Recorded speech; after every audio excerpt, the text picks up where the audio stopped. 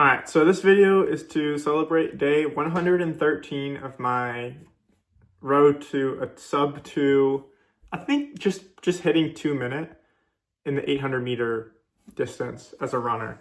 So this journey, I started after I quit my job because I just want to lead a life where I feel like my abilities, my capabilities as a person, my natural interests are being achieved in a way that makes me feel proud, and something that I can look back on in my life and say, wow, I'm really proud that I was able to accomplish this, even though it was a long journey. And we're at day 113, so that is coming up on a third of a year, which is a lot of time. And this is what's going on so far. So when I started, the first thing that was a big problem, the whole impetus for this journey, was that I experienced patellar tendinopathy, a type of inflammation slash irritation of the knee due to overstrain of your tendon.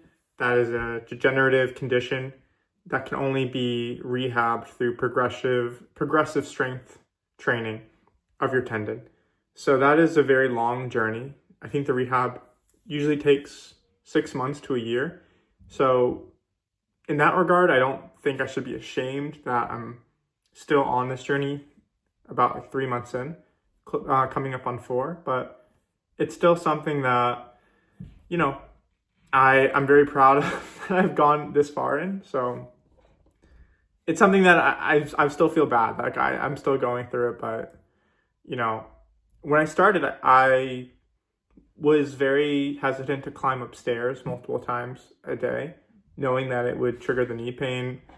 I would feel uncomfortable sitting in a chair, and I didn't run at all, because of knowing that knee pain was going to come with it. So at the start of this, I began doing backward walks, foam rolling, and eventually some strength training. And that was a very stressful time. I felt very hopeful when I started the journey that I was able to, eventually get somewhere. But the knee pain that I felt those first few weeks was super discouraging. And with the knowledge that there was a lot of stuff I didn't know, it made me feel like there's a chance that all this hope is going to disappear. But I stuck with it, and now, like day 113, I am usually running upstairs throughout the day. I really never feel hopeless that I'm gonna be able to not, follow through on this thing. I do feel like that is totally within my reach. And recently I've been able to run 2 to 3 miles at around 8-minute per mile pace. So the journey is definitely taking me somewhere. I am very proud. I'm very proud of where I've gotten so far. I know that there's people who could have done this better than me, but I'm cursed with what I know. I'm doing the best that I can. So I still have a long way to go. I think I can run like a 2-minute and 40-second 800, which is a long way to go from the goal. I used to be able to run 2:03 in high school, so I do think that my body is capable of something like that. However, I really have no clue how far away that is. It does seem like it's going to be a long way to go. So I kind of want to use this opportunity at day 113 to say, can I make this journey quicker? So I have created a little bit of a chart here that we're going to look at.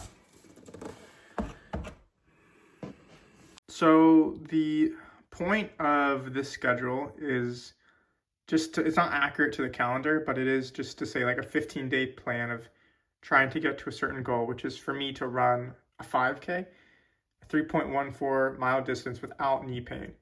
This is a distance that is very significant for me coming from my cross-country background, and to know that I'm able to run that distance without knee pain would be a really huge benchmark for me, give me confidence without my ability to go on a run, and help me move towards the kind of conditioning I need to do the 800. So this is kind of the schedule starting tomorrow, what I'm going to go with. And then day 2, I have sort of like a plan of whether it goes right or wrong. Trying to focus on really just this progressive overloading that is typical of a rehab program for patellar tendinopathy. And then for the rest of the schedule, we have just like a standard schedule I found online for certain training, for track training. Includes hill workout, a long run, fartlek, and then at the Friday of every week, I'm gonna have this backward run. And if I'm able to do this tomorrow, I'll be super happy. And I'm gonna have to create an alternate goal, but if not, this is our 15-day plan for something like that.